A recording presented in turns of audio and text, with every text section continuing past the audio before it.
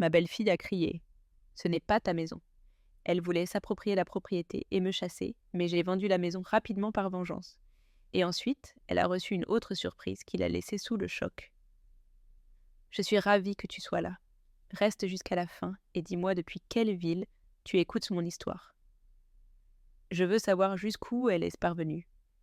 Il y a 2 ans, quand Camille m'a appelé en pleurs, me disant qu'ils allaient être expulsés de leur appartement parce que le nouveau propriétaire voulait vendre, je n'ai pas hésité.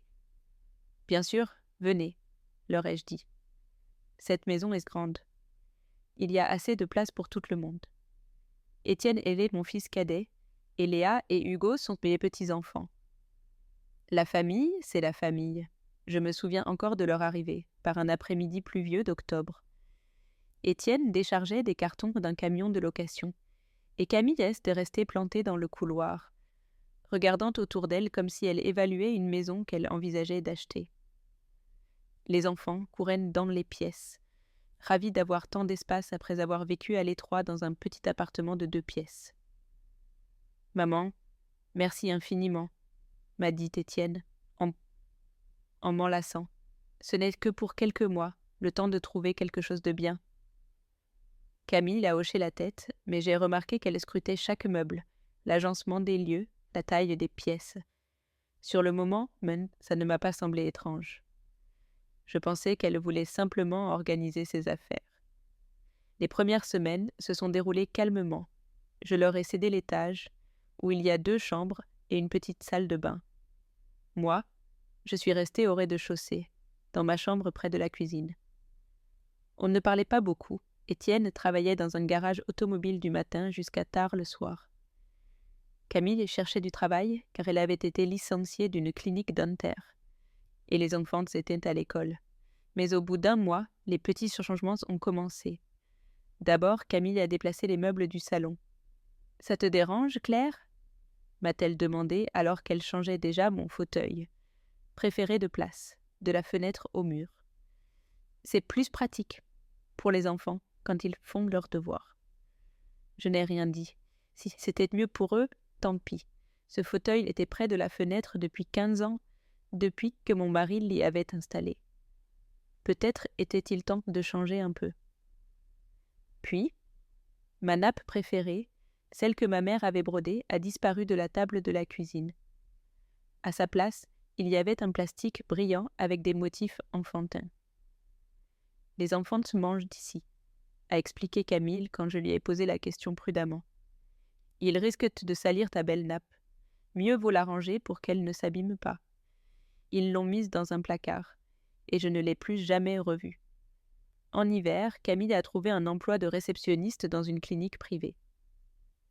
Le salaire était correct, et elle et Étienne ont commencé à parler de chercher un logement à eux.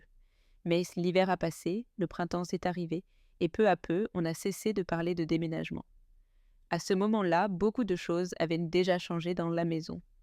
Une énorme télévision est apparue dans le salon, qu'Étienne avait ramenée après avoir réparé quelque chose pour un client qui l'avait payé avec des appareils au lieu d'argent. Ma vieille télé a fini dans ma chambre. « Comme ça, tu peux regarder tes émissions tranquillement », m'a expliqué Camille. « Les enfants et moi, on ne te dérangera pas. » Le frigo aussi était différent. Mes produits habituels, fromage blanc, légumes, kéfir, étaient relégués dans un coin pour laisser place à des yaourts pour enfants, des plats surgelés et des sodas. Camille faisait des grosses courses 1 fois par semaine, et peu à peu, le frigo a commencé à ressembler plus au leur qu'au mien. « On a de la mayonnaise ?» demandait-elle en fouillant parmi les bocaux et les sacs. Ce « on » s'est glissé sans que je m'en rende compte, et ensuite, il ne m'a plus quittée. Il n'y a plus de pain. On a des invités ce soir. Les enfants se sont malades. J'avais travaillé comme infirmière pendant 38 ans, habituée à l'ordre et au silence. Depuis la mort de mon mari, 3 ans plus tôt, la maison me semblait trop grande et trop calme. Au début, j'ai même apprécié le bruit de la famille, les rires des enfants, les pas dans l'escalier, le son de la télévision. Tout cela me rappelait l'époque où mes propres enfants étaient petits. Mais avec le temps, j'ai commencé à réaliser que mon avis comptait de moins en moins dans la maison. Avant, Camille me demandait si elle pouvait inviter une amie pour un café. Maintenant, elle se contentait d'annoncer que demain, Sophie viendrait avec ses enfants. Chaque fois que j'essayais de mettre ma musique classique, on me regardait avec agacement. Hugo changeait la station de radio à sa guise, sans même demander si j'écoutais quelque chose. C'est trop ennuyeux, disait-il. Et Camille ne disait rien. L'été, la situation a empiré. Camille a décidé de réaménager le jardin. Mes rosiers préférés, que je soignais depuis plus de 10 ans, ont été arrachés pour faire place à une aire de jeu.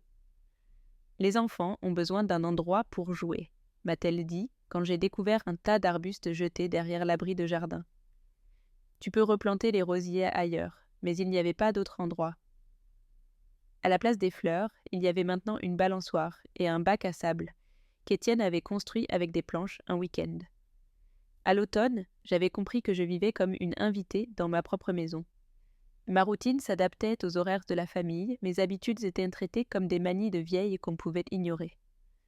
Mes affaires disparaissaient peu à peu ou étaient déplacées, et je ne savais plus où les trouver. Quand j'ai cherché ma tasse préférée, celle que j'utilisais toujours pour monter du matin, Camille a haussé les épaules. Elle a dû se casser. On a des enfants, tout peut arriver.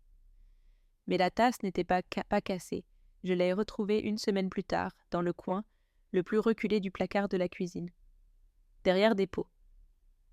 De confiture, quelqu'un avait décidé qu'une tasse de plus, c'était trop pour cette cuisine.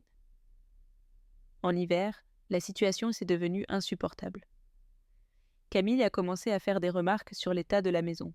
« Claire, tu peux ranger tes affaires, » disait-elle en trouvant ma tasse et mon assiette dans l'évier après le petit déjeuner. Toute ma vie, j'avais nettoyé ce qui m'appartenait, mais maintenant, chaque cuillère mal rangée devenait une excuse pour me rappeler l'importance de garder la maison propre. Quand il y a des enfants. Étienne préférait se taire. Il rentrait du travail fatigué, dînait et s'installait devant la télé. Les conflits familiaux le pesaient. Et il optait toujours pour la solution facile, en donnant raison à sa femme et en me demandant de ne pas faire attention à ces choses. « Maman, tu sais, Camille est épuisée par le travail. Les enfants demandent beaucoup d'attention, disait-il. Sois patiente, on trouvera bientôt notre propre logement. » Mais cette recherche n'avançait pas. Chaque fois que je posais prudemment la question de leur projet, Camille répondait qu'ils n'avaient rien trouvé de convenable, que les prix étaient trop élevés ou que les quartiers ne leur plaisaient pas. Julien, mon fils aîné, venait rarement, peut-être une fois tous les 3 ou 4 mois, pour un week-end. Il travaillait comme ingénieur dans une grande entreprise à Nantes. Il était occupé avec ses projets et n'avait pas de famille. Quand il venait, l'atmosphère devenait un peu plus légère. Camille se montrait plus mesurée, les enfants baissaient le volume, et Étienne essayait de passer plus de temps en famille. « Comment vas-tu, maman ?» demandait Julien, et je répondais toujours que j'allais bien. Que pouvais-je lui dire? Que je me sentais étrangère dans ma propre maison, que ma belle-fille me chassait peu à peu du territoire que j'avais construit. Ça ressemblerait aux plaintes d'une vieille incapable de s'adapter à sa famille. Peut-être était-ce le cas.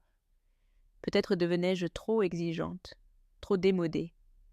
Peut-être devais-je être reconnaissante que la maison soit pleine de vie au lieu de m'accrocher à mes vieilles habitudes.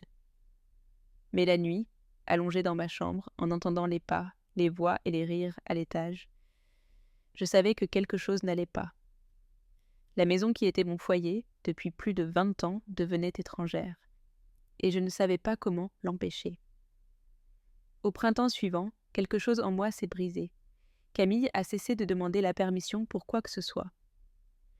Elle m'informait simplement de ce qui allait se passer, comme si c'était une décision déjà prise. Son ton ne laissait aucune place à la discussion. En avril, elle a annoncé qu'elle inviterait ses amis pour un café le samedi. Elle ne m'a pas demandé si ça me convenait ou si j'avais des projets pour le week-end. Elle l'a dit comme on annonce qu'il va faire soleil. Les filles ont besoin d'une discussion normale, a-t-elle expliqué en sortant mon plus beau service à thé du placard. Aller au café coûte cher, et à la maison, on est plus à l'aise. La première réunion a eu lieu dans le salon. 5 femmes se sont installées sur mon canapé et ont commencé à discuter du travail, des enfants, des maris.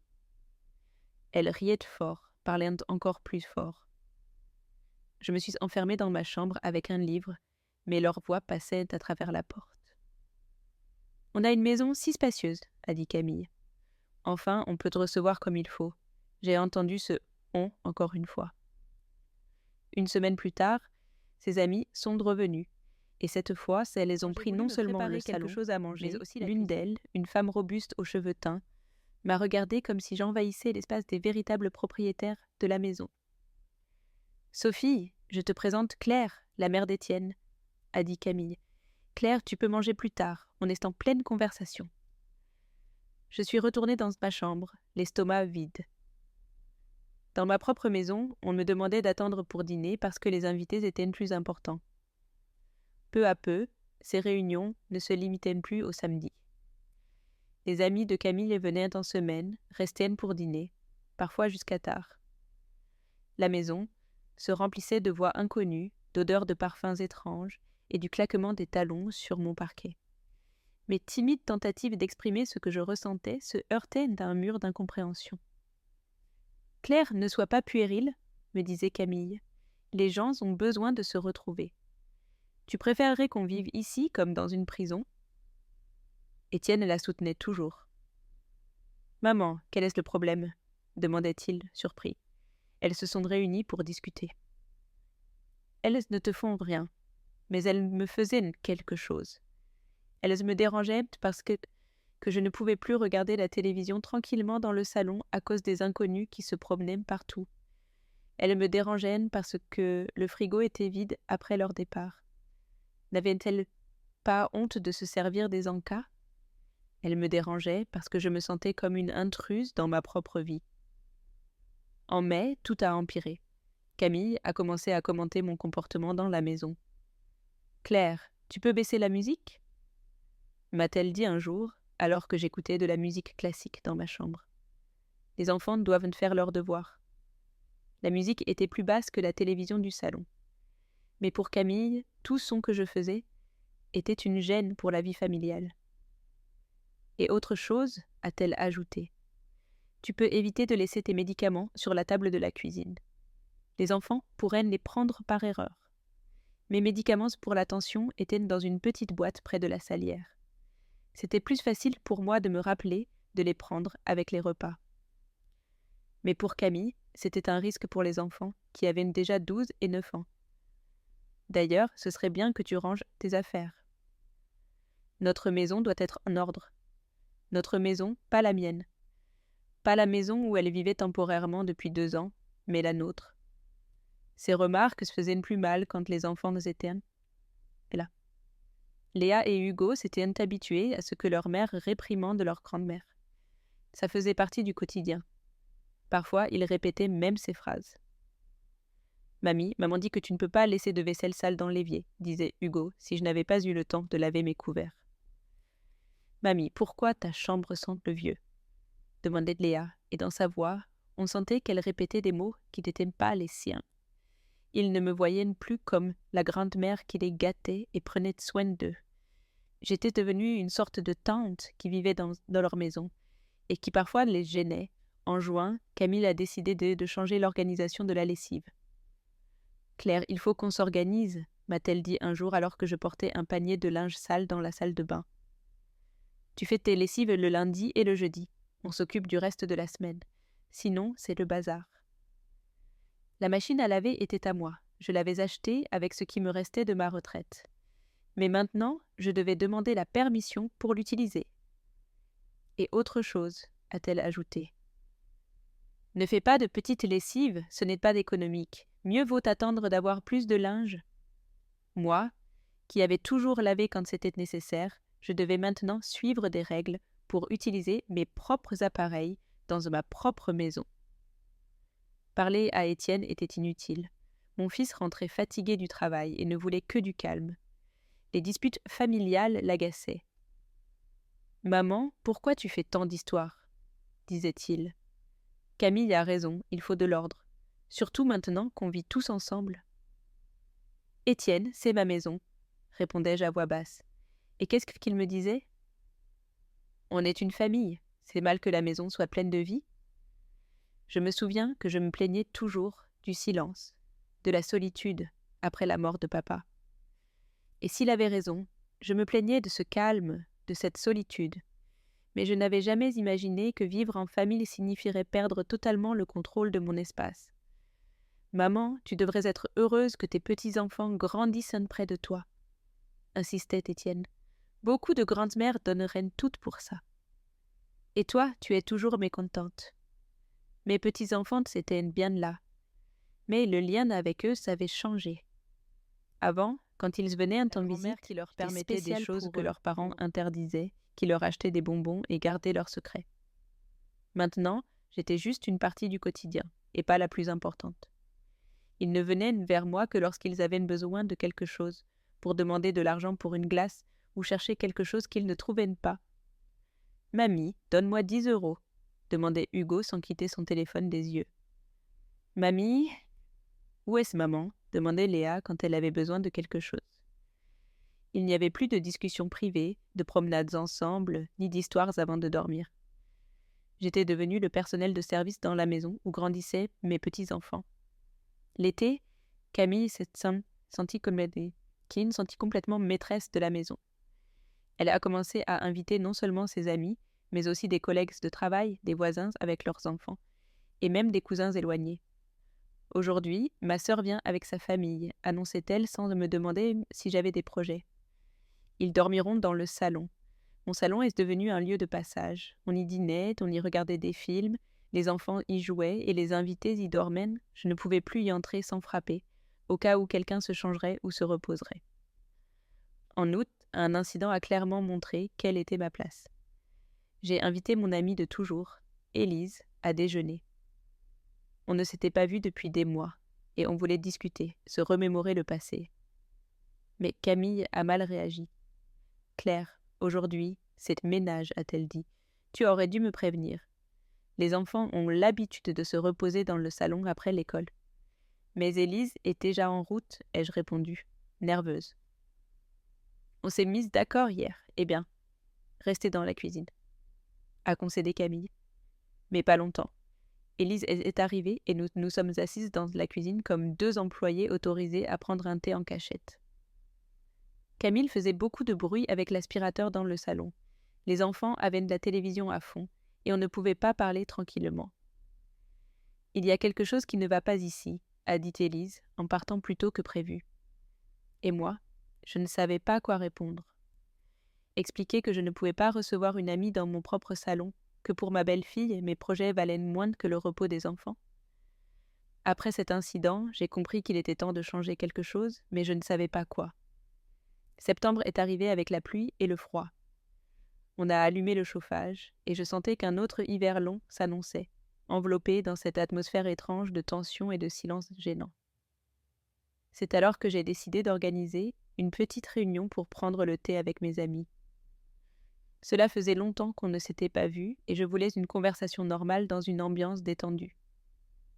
Je pensais inviter Élise, Madame Dupont, qui vit à côté, et Sophie, une ancienne collègue de l'hôpital. Rien d'extraordinaire, juste un thé le dimanche après-midi, comme ceux qu'on avait l'habitude d'organiser avant que la maison ne soit envahie par des gens vivant ici en permanence. Le jeudi soir, je me suis approchée de Camille, qui lavait la vaisselle après le dîner. « Camille, j'aimerais inviter quelques amis pour un thé dimanche, » ai-je dit prudemment. « On sera 3. Pour 2 heures. On sera dans le salon et on ne dérangera pas. » Elle n'a pas répondu tout de suite. Elle a continué à frotter une assiette comme si elle voulait en effacer le motif. « Le dimanche ?» a-t-elle fini par demander. « Ce n'est pas possible. Entre la semaine, tout le monde travaille et le samedi, la petite fille d'Élise vient. » Camille a posé l'assiette sur l'égouttoir et s'est tournée vers moi. Son visage montrait un agacement à peine dissimulé. « Claire, tu sais que dimanche, c'est l'anniversaire de Léa ?» J'étais surprise. Je me souvenais parfaitement que l'anniversaire de ma petite fille était à la mi-octobre, mais je n'ai pas insisté. Et si ma mémoire me jouait des tours? Je ne savais pas. On peut le faire samedi, alors. Samedi, on fait le ménage. Et puis, les enfants ont l'habitude de se reposer dans le salon le week-end. C'est aussi leur maison. Cette phrase est restée en suspens, et nous avons toutes les deux ressenti son poids. « D'accord, ai-je dit à voix basse. Je le reporterai au week-end suivant. » Camille a hoché la tête et est retournée à sa vaisselle, et je suis partie dans ma chambre avec un nœud à l'estomac. Quelque chose dans son ton, dans sa manière de dire « leur maison », m'a fait me sentir comme une étrangère demandant la permission dans mon propre foyer. Mais le lendemain, j'ai découvert qu'il n'y avait aucun anniversaire prévu pour Léa. Le dimanche, d'ailleurs, quand j'ai prudemment posé la question à ma petite fille, elle m'a répondu, surprise. « Mamie, mon anniversaire, c'est en octobre. » Tu le sais. Donc, Camille ne voulait tout simplement pas que j'invite. Le vendredi soir, je suis revenue vers ma belle-fille. « Camille, on peut le faire le dimanche suivant ?» J'ai déjà prévu avec mes amis. Elle a levé les yeux de son téléphone, où elle était plongée, et m'a regardée avec un agacement qu'elle n'a pas cherché à cacher. « Claire, pourquoi tu m'embêtes ? Chaque week-end, tu as des projets. La famille aussi a besoin de temps. Ensemble. » « Mais toi, tu reçois tes amis presque tous les samedis, » ai-je osé répliquer. « Et moi, je ne demande qu'une fois par mois. »« C'est complètement différent, » a-t-elle répondu immédiatement. « Mes amis, ce sont des amis de la famille. Tes vieilles copines ne font que se plaindre et cancaner. » Élise a 58 ans, Madame Dupont 61 et Sophie 59. Ce sont des femmes ordinaires, travailleuses, récemment retraitées. Mes contemporaines, mes amies. Mais pour Camille, nous n'étions que des vieilles qui ne savaient que murmurer. « D'accord, » ai-je dit, sentant la colère monter en moi. « Alors, on fera la réunion dans la cuisine. » « Dans la cuisine ?» Camille a ri, mais c'était un rire laid, moqueur.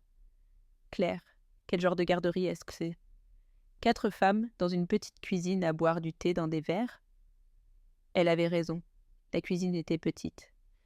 On ne tiendrait pas confortablement à 4. Mais je ne voyais pas d'autre solution.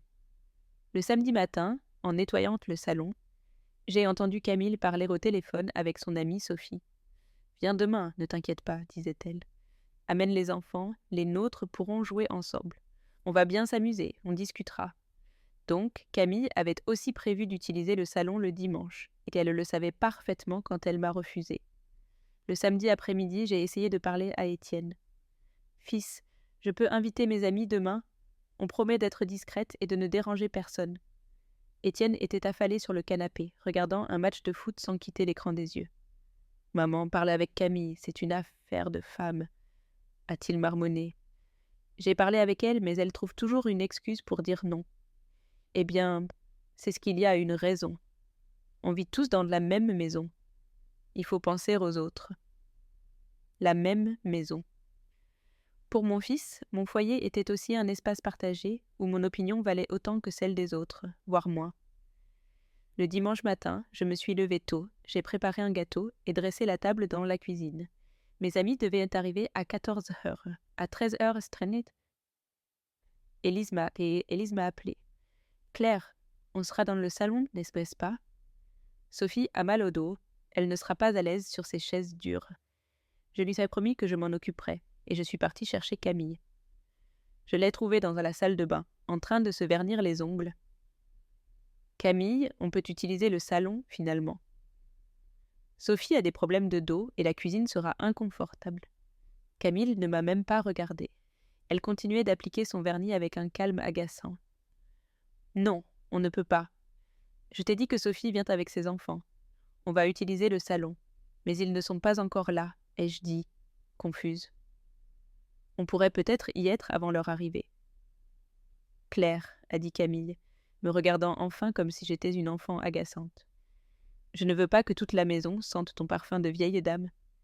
Sophie va amener ses enfants, et toi, tu auras 4 vieilles assises, là à parler de leur maladie. »« Ce sont mes amis, » ai-je dit à voix basse, « et on ne parle pas que de maladie. »« Bien sûr, a-t-elle ricané, de comment les jeunes ne respectent plus rien et de comment tout était mieux avant. Ces histoires, je les connais par cœur. À cet instant, quelque chose en moi s'est brisé. Peut-être était-ce la goutte d'eau qui a fait déborder le vase, ou peut-être toute la rancune accumulée ces 2 dernières années. « Camille, » ai-je dit, essayant de rester calme. « C'est ma maison, J'y vis depuis 23 ans et j'ai le droit de recevoir mes amis dans mon propre salon. » Elle s'est levée d'un coup, renversant le flacon de vernis. Le liquide rouge s'est répandu sur la surface blanche de la table. « Nom de Dieu !»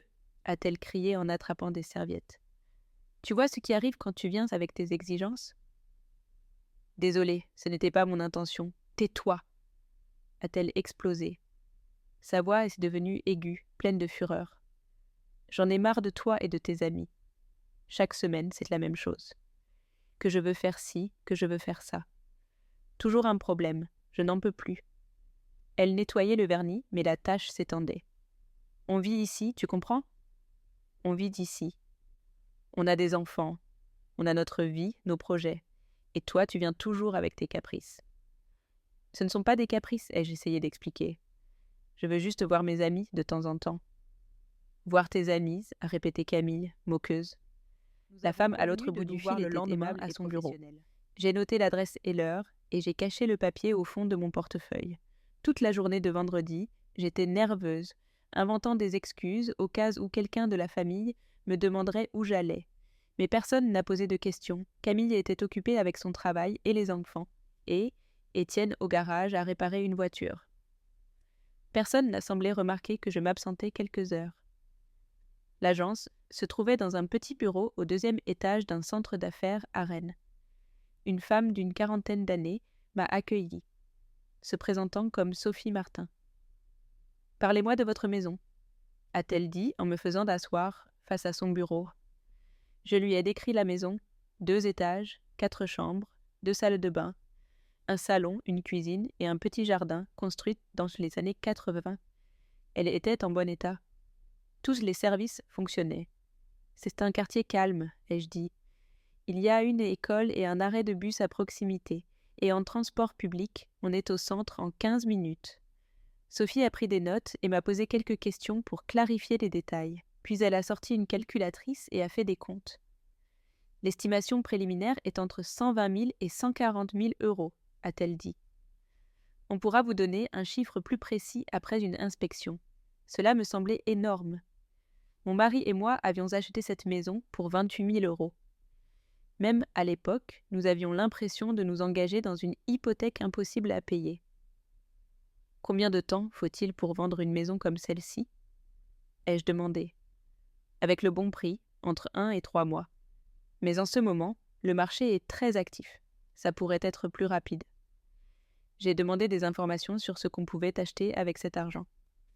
Sophie m'a donné plusieurs brochures avec des offres d'appartements et de petites maisons. « Si vous décidez de vendre, appelez-moi, » a-t-elle dit en me raccompagnant. « On fera une évaluation complète et on vous aidera à trouver des acheteurs. » À la maison, j'ai caché les brochures dans un tiroir sous de vieilles photos. Le soir, quand tout le monde dormait, je les ai sorties et j'ai commencé à les examiner. Les appartements en centre-ville coûtaient d'entre 50 000 et 70 000 euros, avec 1 ou 2 chambres, certains avec un petit balcon, mais bien entretenus, dans des immeubles modernes avec ascenseur et gardien. Avec ce qu'il me resterait, je pourrais vivre sans travailler pendant 10 ou 15 ans. L'idée de déménager ne semblait plus si insensée. Un petit appartement où je serais la seule maîtresse, où je pourrais inviter mes amis sans demander la permission, où mes affaires ne disparaîtraient pas ou ne seraient pas déplacées sans que je le sache. Mais en même temps, l'idée de vendre la maison me faisait peur. C'était le foyer de ma famille, la maison où mes petits-enfants étaient nés, où j'avais vécu les meilleures années de ma vie. Comment renoncer à tout cela ? Le samedi matin, pendant que je prenais mon petit déjeuner dans la cuisine, j'ai entendu Camille parler au téléphone avec une amie. « Oh, s'il te plaît, bien sûr que non, elle ne va pas déménager, » a-t-elle ri. « Où irait-elle ? Elle a tout ici. Ses enfants, ses petits-enfants, son cadre de vie. » Il y a eu une pause, son amie devait lui dire quelque chose. « Qu'elle se plaigne si elle veut, » a continué Camille. « Les vieux sont toujours mécontents de tout. Au moins, les enfants grandissent dans une maison normale, pas dans un petit appartement partagé. » Une autre pause. Non, Étienne la soutient. Il comprend que la famille a besoin d'espace, et les caprices de stress de sa mère, c'est temporaire. Ça lui passera. Je suis sortie de la cuisine en silence, sans écouter la suite. Donc, Camille était convaincue que je ne ferais rien, que je me contenterais de supporter en silence, parce que les vieux n'ont nulle part où aller. Peut-être était-il temps de lui prouver qu'elle avait tort. Le dimanche, pendant que Camille préparait le déjeuner et que les enfants regardaient des dessins animés, j'ai décidé de parler à Étienne de notre situation. « Fils, on peut discuter ?» Il a levé les yeux du journal qu'il lisait, allongé sur le canapé. « Bien sûr, maman, dis-moi. Je trouve qu'on est à l'étroit. Tu ne penses pas qu'il est temps que vous cherchiez un logement à vous ?» Étienne a froncé les sourcils. « Maman, de quoi tu parles ?»« On est bien comme ça. Bien sûr, on a nos différends, mais toutes les familles les en ont. Mais tu avais dit que vous ne resteriez ici que temporairement. » « Oui, on l'a dit, mais tu sais, comme c'est difficile de trouver un logement aujourd'hui. Les prix grimpent et les bonnes options partent vite. On cherche, mais on n'a rien trouvé qui vaille le coup. » Il s'est levé, s'est approché de moi et a posé sa main sur mon épaule. « Maman, qu'est-ce qui t'arrive ? Camille m'a dit que tu avais eu des problèmes à cause de tes amis. Question d'amis. Ce que je ressens, c'est que je n'ai plus ma place dans cette maison. »« Comment ça, tu n'as plus ta place ?»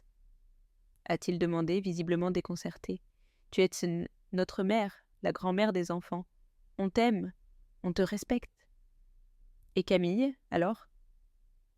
Il a soupiré. « Maman, tu sais comment sont les femmes. Elle veut être la maîtresse de maison. » « C'est normal.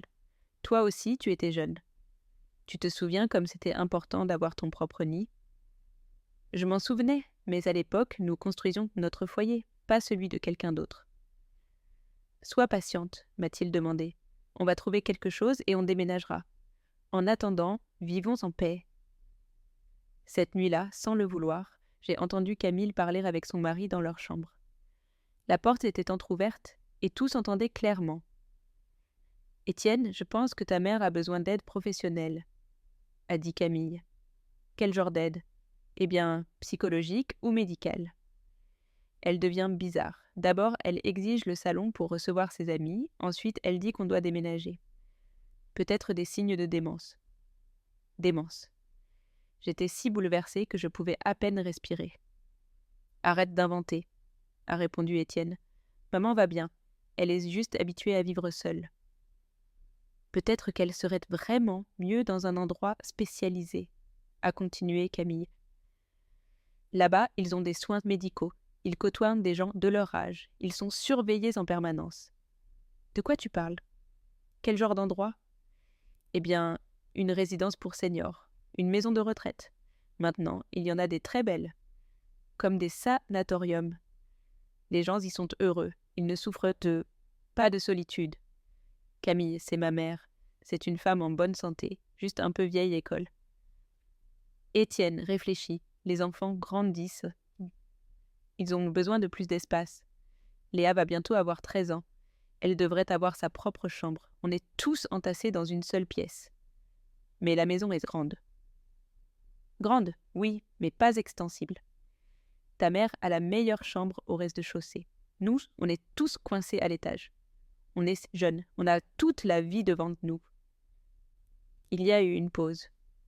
Étienne semblait digérer ce que sa femme disait. « Je ne dis pas qu'on la jette dehors demain, » a repris Camille doucement. « Mais on pourrait commencer à chercher, à voir ce qu'il y a. Peut-être que ça lui plairait. »« Je ne sais pas, » a-t-il dit. « Ça me semble cruel. » Cruel ? Ce qui est cruel, c'est d'obliger toute une famille à s'adapter aux caprices d'une seule personne. Les enfants commencent à remarquer que leur grand-mère est toujours de mauvaise humeur. Ça les affecte psychologiquement. Je suis partie dans ma chambre en silence et j'ai fermé la porte. Donc, Camille planifiait déjà mon avenir. Une maison de retraite, une résidence, un endroit spécialisé. Tout cela enveloppé dans un joli discours de souci pour mon bien-être. Et le pire, c'est qu'elle commençait à convaincre Étienne. Lentement, subtilement, mais avec méthode. Elle lui mettait dans la tête que sa mère était plus un fardeau qu'une bénédiction. Cette nuit-là, j'ai décidé qu'il était temps d'agir. Si Camille pensait que, parce que j'étais vieille et soi-disant vulnérable, je n'irais nulle part, elle se trompait lourdement. J'ai une maison, de l'argent, la possibilité de vivre seule. Le lundi matin, j'ai rappelé Sophie Martin. Je suis prête à demander une évaluation complète de la maison, lui ai-je dit. Et je veux voir des appartements. Parfait, a répondu l'agent immobilier. Quel jour vous convient pour les visiter? Nous avons convenu du mercredi. J'avais 2 jours pour me préparer mentalement au prochain pas. Le mercredi matin, Sophie est venue avec un collègue pour évaluer la propriété. J'ai dit à ma famille que c'était des experts en assurance habitation, que j'avais décidé de renouveler ma police. Camille a haussé les épaules, et Étienne a acquiescé sans grand intérêt. Personne ne s'en est vraiment soucié. Les agences ont passé près d'1 heure à parcourir la maison, mesurant les pièces, prenant des photos et notant des détails. Sophie était ravie de l'état des lieux. Elle a particulièrement aimé le jardin et le fait que tous les services soient en bon état. « C'est une très belle propriété », a-t-elle dit en partant. « Je pense que 135 000 € est un prix réaliste. Peut-être plus si on trouve des acheteurs pressés. Cet après-midi-là, nous sommes allés voir des appartements. Les 2 premiers ne m'ont pas plu. Ils étaient sombres et minuscules. Le 3e était exactement ce que je cherchais.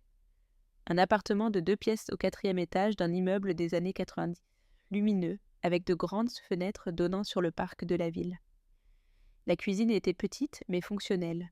Le salon offrait assez d'espace pour recevoir des invités. La chambre était chaleureuse, avec un placard intégré. La salle de bain était simple, il a été rénové récemment, a expliqué Sophie.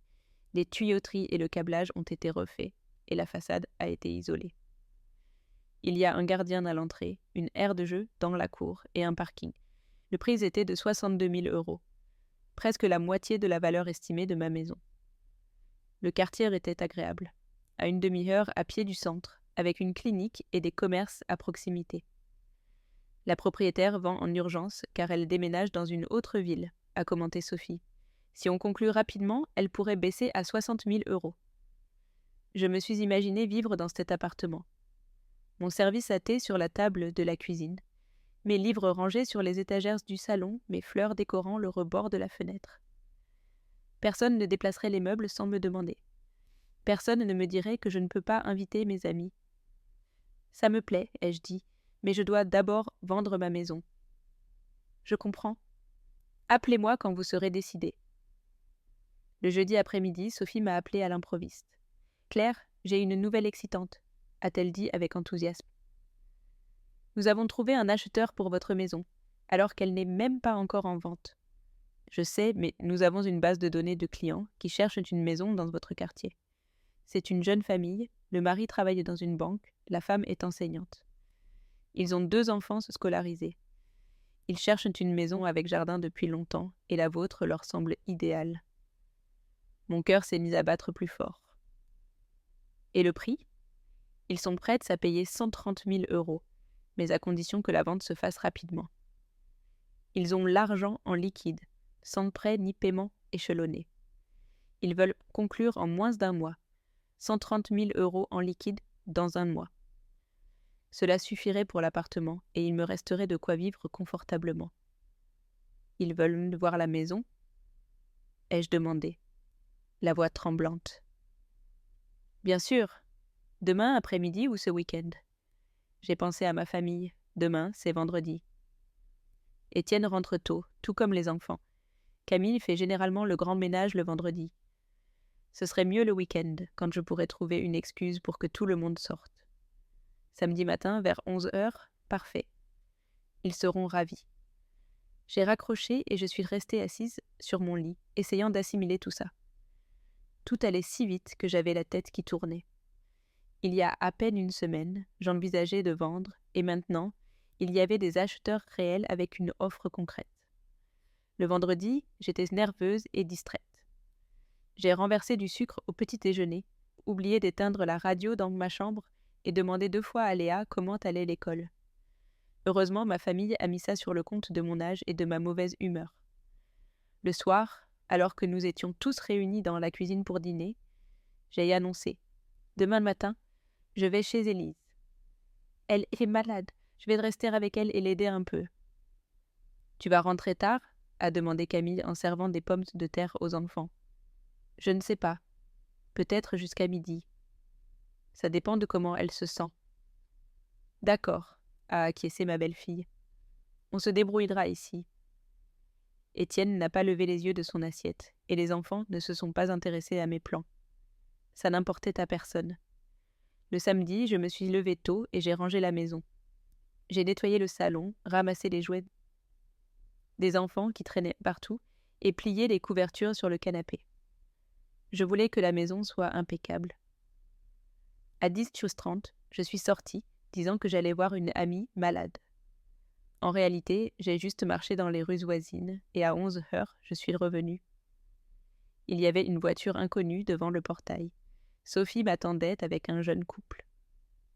L'homme devait avoir environ 35 ans, bien habillé, avec un manteau impeccable, et la femme, du même âge, avait une expression douce et des yeux pleins de chaleur. « Claire, je vous présente Marc et Julie Dubois, » a dit Sophie. Je leur ai souhaité la bienvenue et les ai invités à entrer. Le couple a exploré chaque recoin de la maison avec attention, commentant l'agencement et posant des questions sur les services, le chauffage et l'état du toit. La maison est en parfait état, a dit Marc en terminant la visite. On voit qu'elle a été très bien entretenue et le jardin est magnifique, a ajouté Julie. Nos enfants vont l'adorer. Ils rêvent d'avoir un jardin depuis longtemps. J'ai ressenti une pointe de tristesse. Cette maison n'était parfaite pour une famille avec enfants. Il y avait de l'espace pour jouer, pour des fêtes, pour une vie familiale joyeuse. Dommage que la mienne n'ait jamais su l'apprécier. Nous sommes prêts à payer 130 000 € pour la maison, a dit Marc, à condition que l'affaire soit conclue rapidement. Nous devons emménager avant fin octobre. Vous avez l'argent en totalité ? Ai-je demandé. Nous avons vendu notre appartement à Paris, et l'argent est déjà sur le compte. Sophie a sorti des documents de son sac. Si vous êtes d'accord, nous pouvons signer un contrat préalable maintenant. Les démarches légales prendront quelques semaines, et la maison sera à eux. J'ai pris les papiers et vérifié les points principaux. Tout semblait clair et en ordre. 130 000 € pour une maison qui était devenue ma prison. Une chance de recommencer une nouvelle vie, enfin libre. D'accord, ai-je dit, me sentant étrangement légère. J'accepte. Nous avons signé le contrat préalable. Les Dubois ont laissé un acompte de 10 000 €. La finalisation de la vente a été fixée au 15 octobre. Quand ils sont partis, je me suis retrouvée seule dans cette maison qui n'était plus la mienne. Juridiquement, elle m'appartenait encore pour 3 semaines. Mais dans mon cœur, j'avais déjà fait mes adieux. J'ai marché dans les pièces, me remémorant les différentes étapes de ma vie ici. Là, la chambre où mes enfants ont grandi. Là, le salon où nous avons célébré des anniversaires et le nouvel an. Là, la chambre où mon mari est mort. Mojabo, en serrant ma main. Tant de souvenirs. Et tous n'étaient pas tristes. Mais le passé ne revient pas et le présent était devenu insupportable. Le lundi, je me suis à nouveau réunie avec Sophie pour finaliser l'achat de l'appartement. La propriétaire accepte 58 000 €. Et tout est prêt pour conclure dans les prochains jours, a dit l'agent. 58 000 € contre 130 000. Il me restait 72 000 €. De quoi vivre tranquillement pendant une décennie. Et après, on verrait. J'accepte, ai-je répondu. Nous avons signé le contrat pour l'appartement. Le déménagement a été programmé pour le 18 octobre, 3 jours après la vente de la maison. En rentrant chez moi, j'ai trouvé toute la famille dans la cuisine. Les enfants faisaient leurs devoirs, Camille préparait le dîner et l'Étienne lisait le journal. « Comment va Élise ?» a demandé ma belle-fille sans lever les yeux de la cuisinière. « Elle va mieux, elle va chez le médecin demain. » Bien. Au fait, je pensais qu'on pourrait redécorer le salon. Le papier peint est vieux, et on pourrait changer les meubles. Redécorer le salon dans une maison qui ne serait plus la nôtre dans 3 semaines.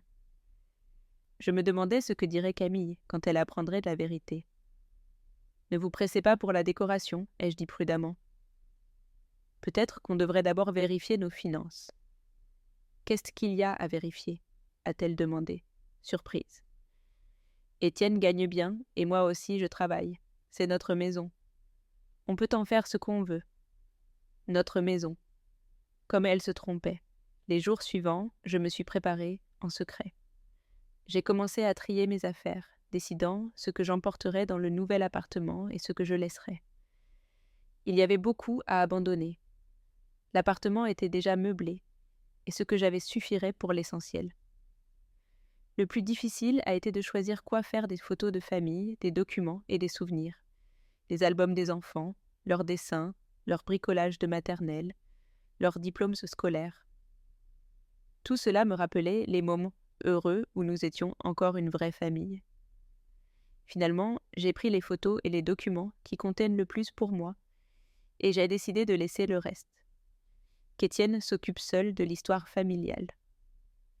La nuit du 13 octobre, alors que nous étions tous assis pour dîner, j'ai su que je ne pouvais plus repousser la conversation.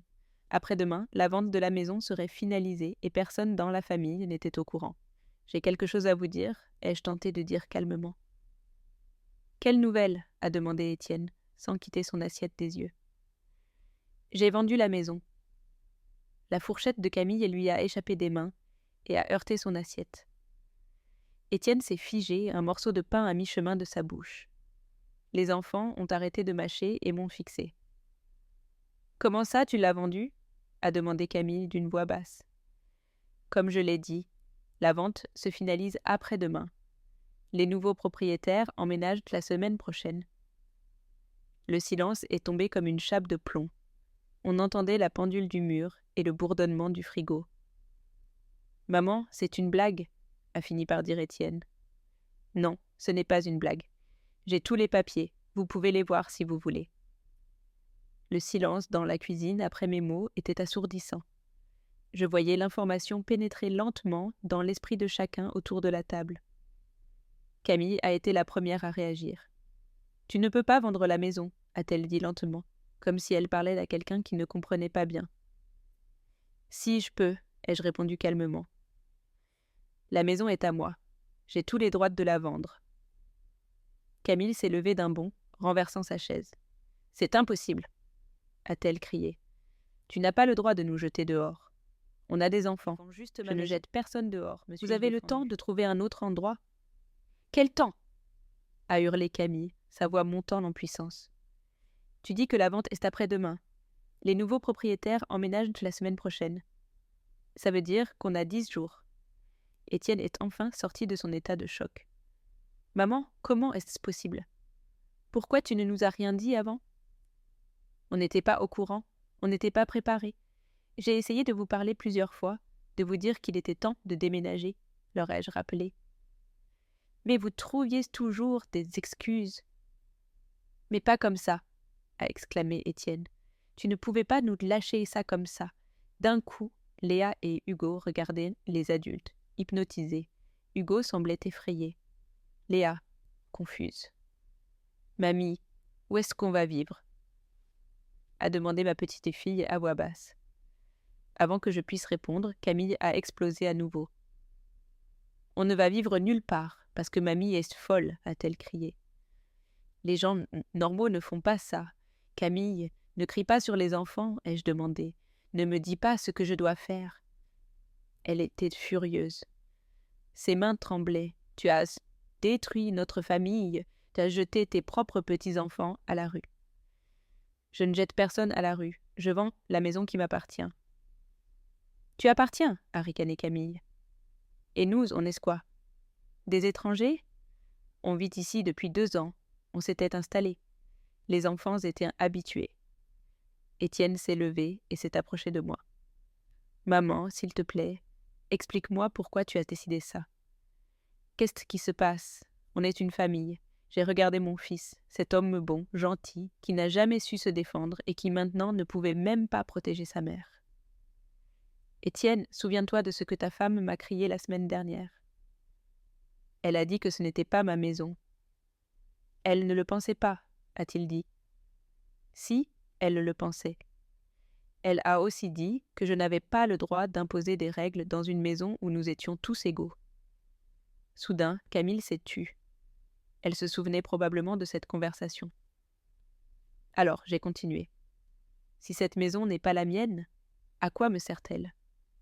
Je préfère la vendre et acheter un endroit où, sans aucun doute, je serai la maîtresse. Claire, a dit Camille d'une voix dangereusement douce. Tu fais une grave erreur. Tu vas le regretter. J'en doute. Et où vas-tu aller ? A demandé ma belle-fille avec un ton venimeux. Une vieille femme seule. Qui a besoin de toi ? J'ai acheté un appartement en centre-ville, ai-je répondu calmement. Je déménage la semaine prochaine. Cette nouvelle a achevé Camille. Elle a compris que tout était planifié depuis longtemps, que ce n'était pas une décision impulsive, mais une opération mûrement réfléchie. Toi, tu as tout prévu, a-t-elle haleté. Tu nous as trompés, tu nous as menti en face. Tu faisais semblant que tout allait bien. Je n'ai trompé personne. Je n'ai simplement pas jugé nécessaire de vous informer de mes plans. Étienne, a dit Camille en se tournant vers son mari, dis quelque chose, elle ne peut pas nous faire ça, à la famille. Étienne nous le regardait, confus, passant de sa femme à sa mère. Maman, mais nous alors, a-t-il murmuré. On n'a pas d'argent pour louer en urgence, le dépôt, le premier mois. D'où on va sortir cette somme ? Étienne, tu travailles ? Camille travaille. Vous êtes adulte. Vous vous débrouillerez. En 10 jours ? A demandé mon fils, incrédule. D'autres y arrivent. Vous aussi, vous pouvez. Camille s'est soudain pris la tête entre les mains. Et les enfants ? L'école, les amis ? On ne peut pas simplement déménager dans un autre quartier. Et pourquoi pas ? Les enfants s'adaptent plus vite que les adultes. Mamie, a fini par dire Léa, pourquoi tu ne veux plus vivre avec nous ? On ne te dérange pas. Mon cœur s'est serré. Ma petite fille ne comprenait vraiment pas ce qui se passait. Pour elle, c'était juste la maison où vivait toute la famille. Léa, ce n'est pas que vous me dérangez, ai-je commencé prudemment. N'explique rien, a coupé Camille durement. C'est juste une enfant. Elle ne comprendra pas tes raisons égoïstes. Égoïstes ? Et comment veux-tu que je les appelle ? Tu ne penses qu'à toi, à ton confort, à tes caprices. La famille, tu t'en fiches. Camille, toi-même, il y a 2 ans, tu as dit que c'était temporaire. Vous avez promis de trouver un logement rapidement. On a cherché, mais le marché est difficile. Les prix montent. En 2 ans, vous auriez pu trouver quelque chose, si vous l'aviez vraiment voulu. Et pourquoi chercher ? A soudain admise Camille avec sincérité. On est bien ici, c'est une grande maison, avec un jardin, tout le confort. Pourquoi déménager dans un petit appartement étroit ? Enfin, la vérité. Il n'avait jamais eu l'intention de partir. Il prévoyait de rester ici pour toujours, en me repoussant peu à peu dans un coin. Exactement, ai-je dit. Pourquoi chercher autre chose quand vous pouvez vivre dans ma maison gratuitement, a protesté Camille. On paye les factures et les courses. Les factures et les courses, ce n'est pas un loyer. En location, vous paieriez bien plus. Étienne s'est soudain assis sur une chaise et s'est couvert le visage avec les mains. Maman, comment peux-tu nous faire ça ? A-t-il gémi. On pensait qu'on vivait en famille, mais en fait, on n'était que des locataires que tu peux virer à tout moment. Étienne, je ne vous vire pas. Je vends la maison. Ce sont 2 choses différentes. Pour nous, c'est pareil, a explosé Camille. Le résultat est le même. On se retrouve sans toi.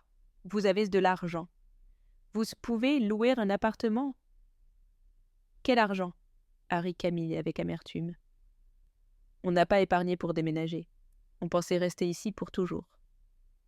Hugo a soudain commencé à pleurer doucement, avec cette tristesse profonde des enfants qui ne comprennent pas ce qui se passe mais sentent qu'un malheur approche. « Maman, pourquoi tout le monde crie ?» a-t-il sangloté. « Pourquoi mamie nous chasse ?» « Je ne vous chasse pas, Hugo, » ai-je répondu doucement en m'approchant de mon petit-fils. « J'ai juste besoin de vivre seul. »« Mais pourquoi ?» a-t-il demandé, les yeux pleins de larmes. Avant, tout allait bien.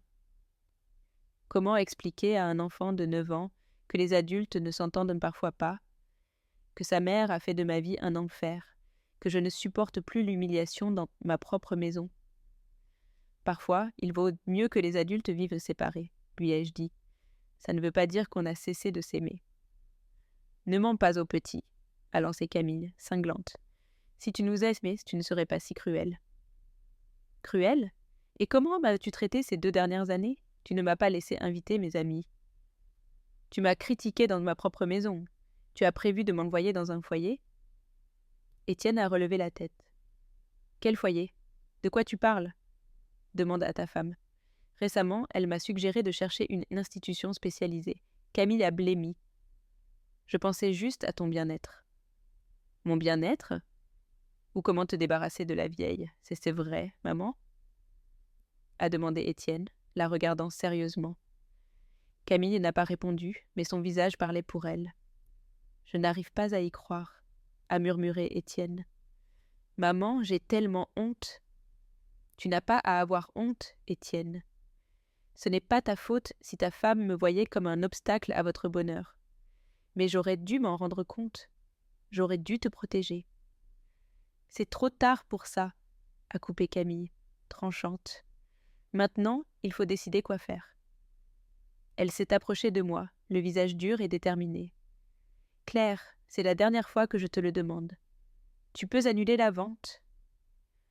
Écoute-moi bien, on trouvera un moyen d'invalider ce contrat. Incapacité, coercition, n'importe quoi. En tant que famille, on a des droits. Vous n'avez aucun droit. La maison est à mon nom, on vit ici depuis 2 ans. On a investi de l'argent dans des réparations et des améliorations. Quel argent ? Quelles améliorations ?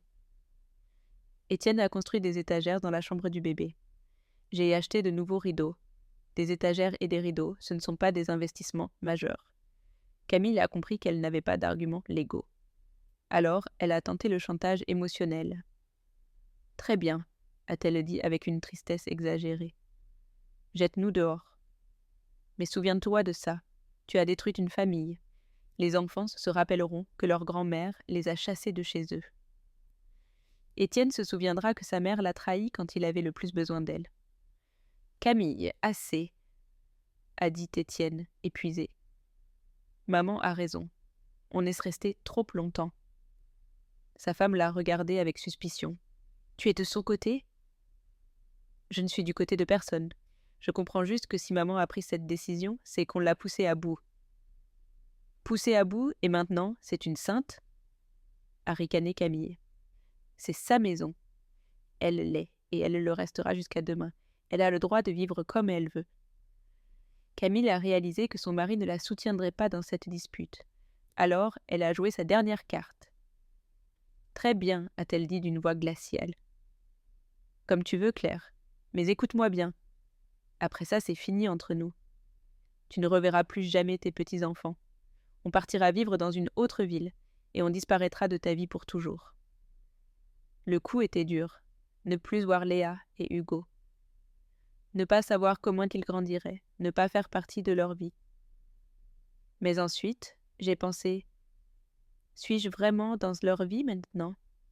Quand avons-nous eu une vraie conversation pour la dernière fois ? Quand m'ont-ils raconté un secret ou demandé un conseil ?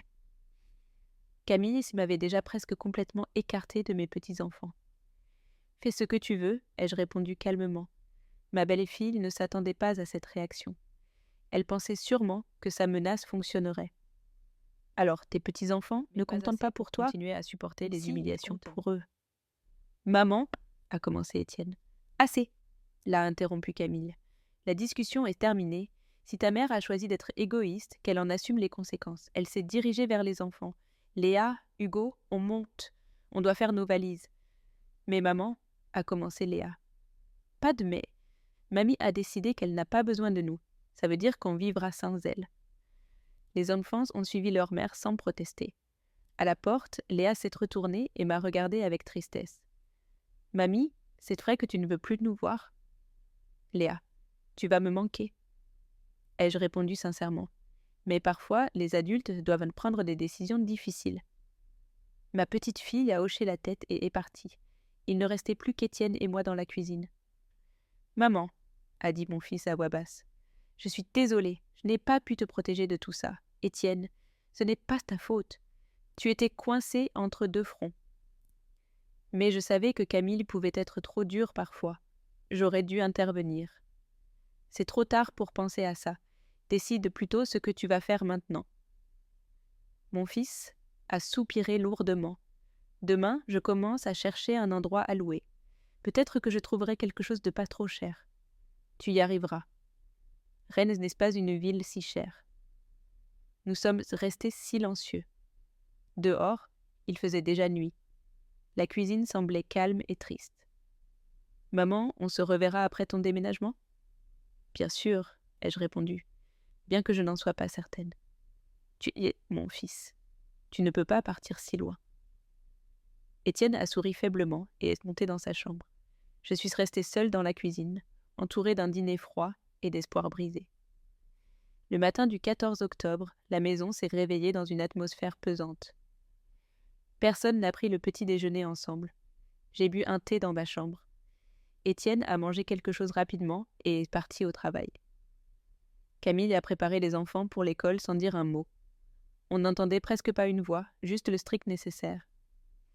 Quand tout le monde est parti, j'ai sorti les documents et les ai relus attentivement une fois de plus. Demain à 10 heures, j'avais rendez-vous chez le notaire pour signer le contrat final et remettre les clés. Tout était en ordre. Camille n'allait pas trouver de faille juridique, même en cherchant. Vers midi, le téléphone a sonné. C'était une femme inconnue qui s'est présentée comme assistante juridique. Madame Claire Lambert, Camille. Camille Lambert m'a demandé de vous contacter. Nous aimerions discuter de la possibilité de suspendre la vente de la propriété. Donc, ma belle-fille avait déjà commencé à agir. Pardon, quel rapport Camille Lambert a-t-elle avec la vente de ma maison ? Ai-je demandé poliment. À ma connaissance, elle vit dans la maison et considère que ses droits ont été bafoués. Quels droits, exactement ? Il y a eu une pause. Apparemment, même l'assistante ne savait pas sur quoi baser une plainte pour contester la vente. Nous aimerions nous rencontrer pour en discuter plus en détail. Peut-être trouver un terrain d'entente. Le terrain d'entente est déjà trouvé. La famille de mon fils cherche un autre logement. Au revoir. J'ai raccroché. Une demi-heure plus tard, le téléphone a sonné à nouveau. Cette fois, c'était Camille en personne. « Claire, j'ai une proposition », a-t-elle dit d'un ton professionnel. « Nous sommes prêtes à t'acheter la maison pour 130 000 €.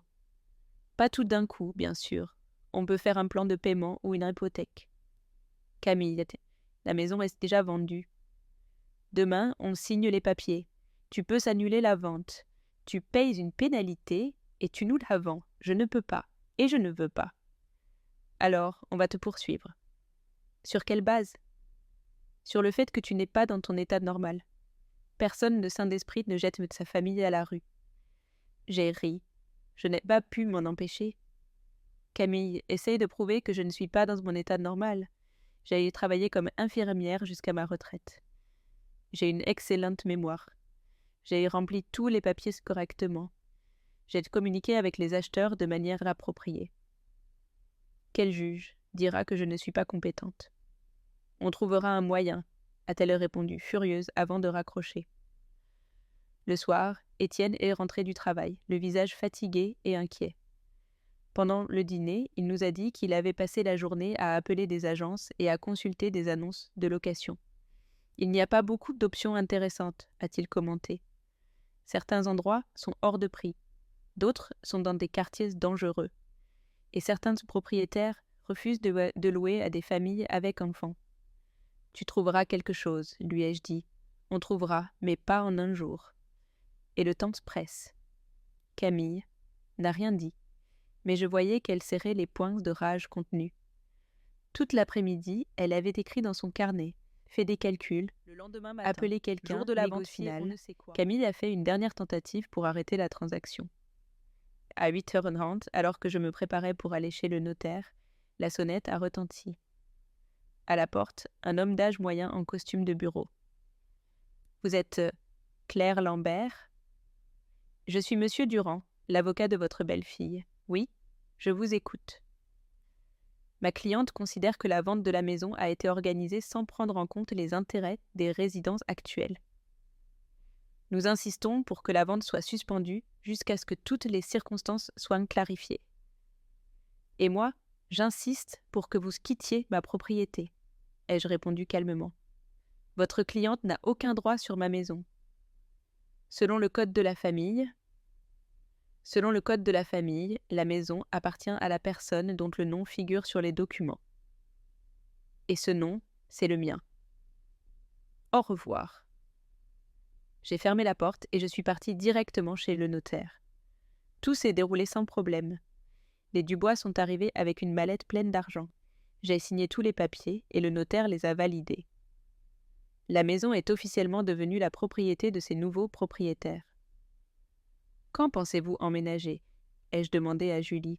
Demain matin, on apporte nos affaires, a-t-elle répondu. On est tellement excités. Enfin, on aura un vrai foyer. Un vrai foyer.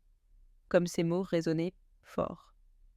Je me souvenais de cette sensation quand mon mari et moi avions emménagé ici pour la première fois. La joie, les projets d'avenir, la stabilité. Quand je suis rentrée chez moi avec les documents de la vente, l'atmosphère était lourde. Camille arpentait la maison comme un animal en cage, et Étienne continuait de chercher un logement par téléphone. Dieu merci, les enfants étaient à l'école. « Alors tu es contente maintenant ?» m'a lancé ma belle-fille d'un ton sec. « Tu l'as vendu ?»« Oui, je l'ai vendu. Et ça ne te fait pas de peine ?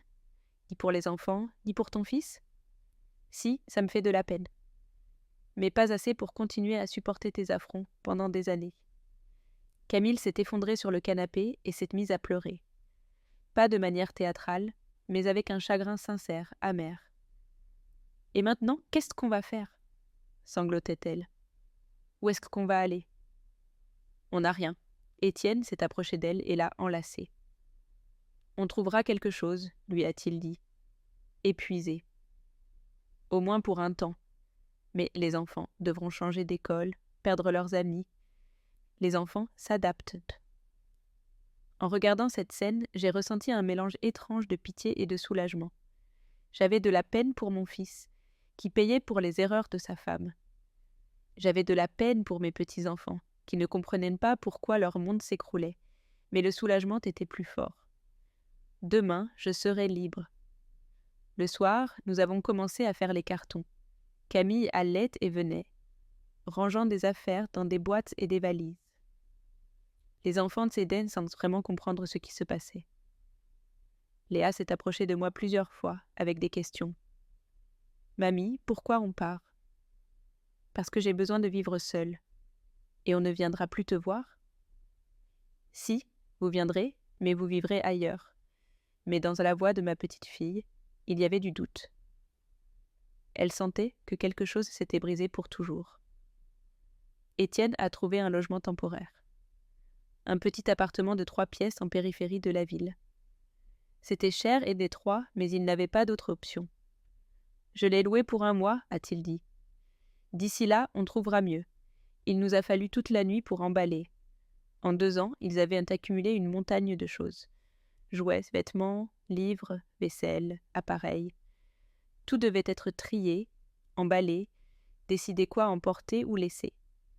Et les jeux du jardin, on en fait quoi ? A demandé Camille. Laissez-les pour les nouveaux propriétaires, ai-je répondu.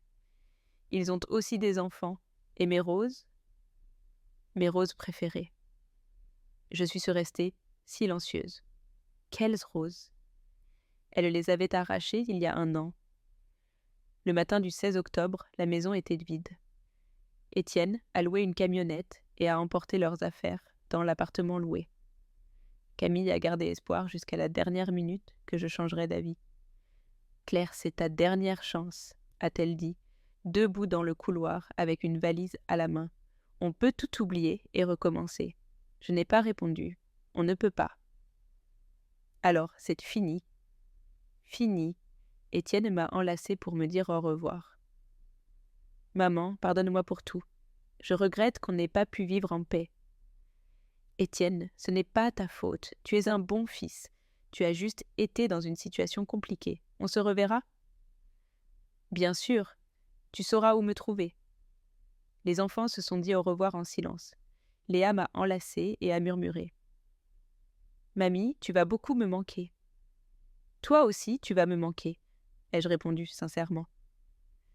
Hugo s'est contenté de faire un signe de la main depuis la voiture. Quand la voiture a disparu au coin de la rue, je me suis retrouvée seule dans la maison vide.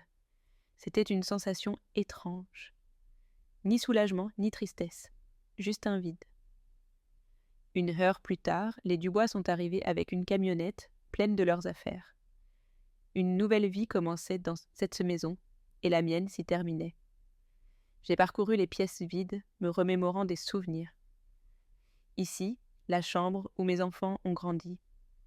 Ici, la cuisine où nous avons célébré tant de fêtes familiales. Ici, le salon où j'ai eu ma dernière dispute avec Camille. Tant de souvenirs restaient accrochés à ces murs. Mais il était temps d'avancer. À 13 heures, j'ai pris mes valises et je suis sortie de la maison pour toujours. Le 18 octobre, jour de mon déménagement dans le nouvel appartement, je me suis réveillée à 6h30. Dehors, depuis la fenêtre de la chambre du petit hôtel où je logeais, une légère bruine tombait et la ville semblait grise et étrangère. Mais j'étais enthousiaste. Aujourd'hui, ma nouvelle vie commençait. Sophie est arrivée à 9h pour m'aider avec les derniers papiers et me remettre les clés de l'appartement. La propriétaire, Madame Louise, était une femme aimable d'une 50aine d'années, pressée de déménager dans une autre ville pour rejoindre sa fille. L'appartement est en excellent état, a-t-elle dit en faisant un dernier tour des pièces. Les meubles sont presque neufs et les appareils fonctionnent. Je pense que vous allez l'aimer. Et je l'aimais déjà. Des murs clairs, de grandes fenêtres, des meubles bien disposés. Tout semblait chaleureux et propre. Le salon avait un canapé confortable et une petite table parfaite pour recevoir des invités. La cuisine, bien que petite, avait tout ce qu'il fallait. La chambre donnait sur une cour intérieure avec de vieux citronniers, et le matin, on n'entendait pas le bruit de la rue. Après avoir signé les papiers, j'ai commencé à déballer mes affaires. Ce n'était pas grand-chose. 2 valises de vêtements, une boîte de documents et de photos, et un sac de médicaments et de produits de toilette. Tout ce qu'il fallait pour repartir de zéro. La première chose que j'ai rangée, ce furent les photos. Quelques-unes de mon mari, d'autres de mes enfants quand ils étaient petits, et 2 portraits de famille. Ensuite, j'ai accroché mes vêtements dans le placard et disposé la vaisselle que j'avais apportée dans la cuisine. À l'heure du déjeuner, l'endroit avait déjà l'air d'un foyer. À 13h, Élise m'a appelée. « Claire, comment vas-tu ? Comment c'est le nouvel appartement ?» Après avoir discuté avec mon ami, je suis sortie explorer le quartier. Il y avait une petite épicerie, une pharmacie et un salon de coiffure à proximité. Le centre-ville était accessible en une demi-heure de marche ou en 10 minutes en bus. La clinique était à 2 pâtés de maison, très pratique pour quelqu'un de mon âge. L'après-midi, assise dans mon salon avec une tasse de thé, j'ai ressenti une immense sérénité. Cette maison était vraiment la mienne. Personne ne pouvait entrer sans ma permission. Personne n'imposait de règles. Personne ne considérait mes désirs comme des caprices. Une semaine a passé. Peu à peu, je me suis habituée à mon nouveau rythme. Je me levais quand je voulais, prenais mon petit déjeuner tranquillement, lisais des livres que j'avais laissés de côté depuis longtemps. Le soir, je regardais les émissions qui me plaisaient et écoutais de la musique classique au volume que je souhaitais. Le vendredi, Julien m'a appelé. « Maman, comment vas-tu ? Comment est le nouvel appartement ? » « Bien, mon fils. Et toi, quoi de neuf ? » « Beaucoup de travail, mais tu sais, la routine. » « Maman, c'est vrai que tu as vendu la maison ? » Donc, Étienne avait déjà raconté quelque chose à son frère. « Oui, c'est vrai. Et Étienne et sa famille, ils sont partis ? » « Oui, ils louent un appartement en périphérie. » Julien est resté silencieux un moment. « Maman, que s'est-il passé ? » Étienne ne m'a pas tout expliqué. Il a juste dit que vous ne vous entendiez pas. Je lui ai raconté toute l'histoire. Comment peu à peu j'avais perdu le contrôle de ma propre maison. Comment Camille avait transformé ma vie en enfer. Comment tout s'était terminé par un conflit ouvert. « Maman, je suis tellement désolée, » a dit Julien quand j'ai fini. J'aurais dû venir plus souvent pour voir ce qui se passait. « Mon fils, tu as ton travail, ta vie. Ne te reproche rien. Mais je suis l'aîné. C'était à moi de veiller sur la famille. Tu as à veiller sur nous. Tu appelais, tu venais nous recevoir. Tu t'intéressais à ma vie. Le problème, c'est que Camille était très douée pour cacher qui elle était vraiment. Et maintenant, vous allez vivre séparés? On verra. Peut-être qu'avec le temps, les choses s'arrangeront. Mais revivre ensemble, non. Le samedi, mes amis sont venus, se sont installés dans mon salon, prenant le thé et complimentant mon appartement et sa décoration. « C'est tellement chaleureux ici », a dit Sophie. « Calme, bien éclairé. »« Et surtout, c'est à toi », a ajouté Élise. « Personne ne te dit quoi faire. »« Claire, tu as bien fait de franchir ce pas », a dit Madame Dupont. « À notre âge, tout le monde n'a pas le courage de recommencer. » Nous avons discuté jusqu'à la tombée de la nuit. Personne ne s'est plaint des voix trop fortes. Personne n'a suggéré qu'il était temps de partir.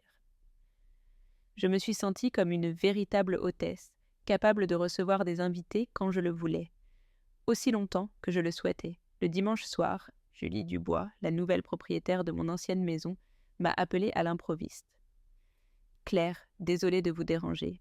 J'ai une requête un peu étrange. »« Je vous écoute. » Voilà, ma tante Marie vit à Nantes, et récemment, elle m'a parlé d'une bonne amie, Élise, qui mentionne souvent une amie nommée Claire. Ça pourrait être vous, j'étais surprise par la coïncidence. C'est possible. Mon amie Élise rend parfois visite à sa famille là-bas. Alors, tout s'explique.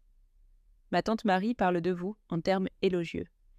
Elle a aussi dit que vous avez un fils qui travaille comme ingénieur à Nantes. Oui, Julien. Eh bien, nous avons une petite annexe dans notre maison. C'était un atelier, nous pensions en faire une chambre d'amis. Si votre fils voulait revenir à Rennes, nous serions ravis de lui louer cet espace. Pour une somme symbolique, bien sûr. Ce qui nous importe, c'est d'avoir des locataires fiables et honnêtes. C'était une surprise totale. Julien se plaignait depuis un moment de la vie trépidante à Nantes et disait qu'il aimerait revenir à Rennes, mais il n'y avait pas d'emploi adapté pour lui. Et le logement était trop cher. C'est une offre très généreuse, ai-je répondu. Cette conversation m'a confirmé que ma maison était entre de bonnes mains. Les Dubois, amis d'amis, privilégiaient des locataires de confiance et proposaient de louer leur annexe à Julien. Quand je lui ai raconté, mon fils s'est exclamé « Parfait, je peux travailler à distance. Je vais les contacter tout de suite. » Une semaine plus tard, Julien a visité Rennes. Il a approuvé la chambre avec entrée indépendante, kitchenette et salle de bain, et a convenu d'emménager le mois suivant. Cette nuit-là, Étienne m'a appelé. Leur appartement était cher, petit et éloigné. Les enfants regrettaient leur école et lui passaient 2 heures d'horaire par jour pour aller au garage.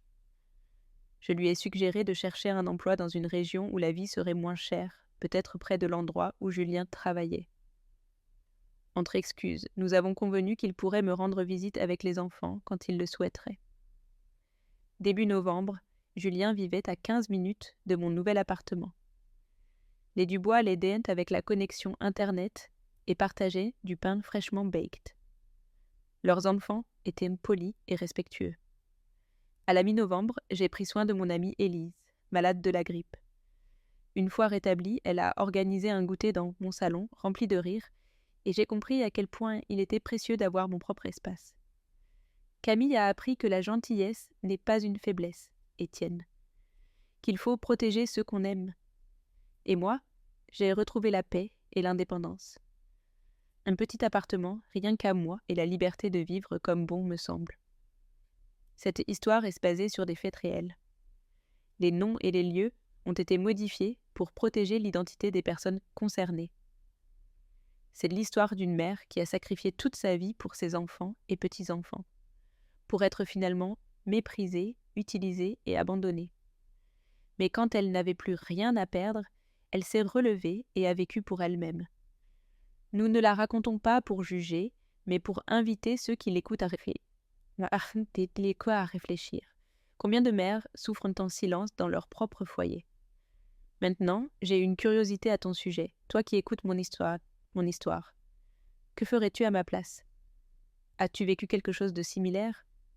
Laisse-moi ton avis dans les commentaires. En attendant, je te propose à la fin 2 autres histoires favorites du canal, qui te surprendront sans doute.